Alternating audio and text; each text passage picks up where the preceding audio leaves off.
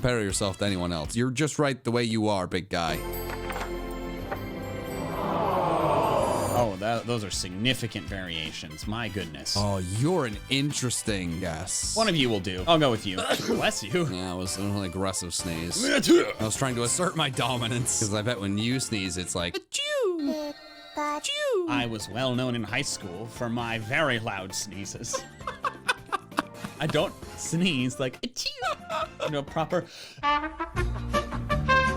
I should have known you were voted most likely to sneeze like a lumberjack in high school. Not just sneeze like a lumberjack, be the chainsaw.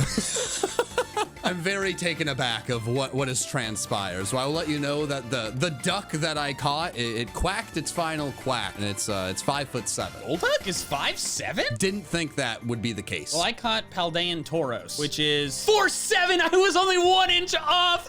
What? That's crazy. Let's go. You win this round, but I still have the manlier sneeze. Wheel.